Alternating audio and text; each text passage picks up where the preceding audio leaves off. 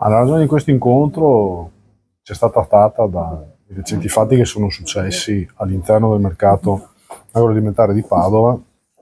che sono, come dire, un elemento che purtroppo caratterizza troppo tempo il settore della logistica, e quindi fenomeni come quello, lo sfruttamento dei lavoratori, fenomeni come quello del caporalato, secondo noi, insomma, hanno bisogno di mettere attorno a un tavolo tutti i protagonisti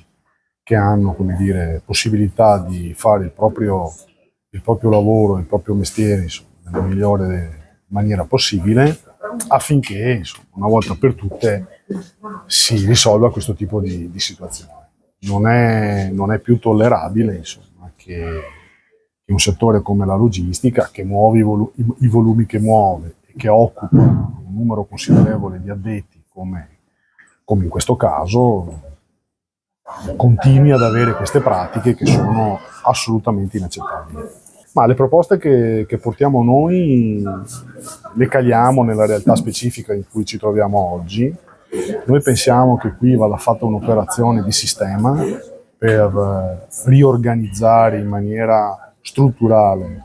il servizio logistico che c'è all'interno del mercato. Crediamo che sia necessario che questo servizio lo avochi a sé il mercato agroalimentare di Padova.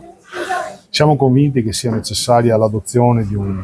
albo fornitori,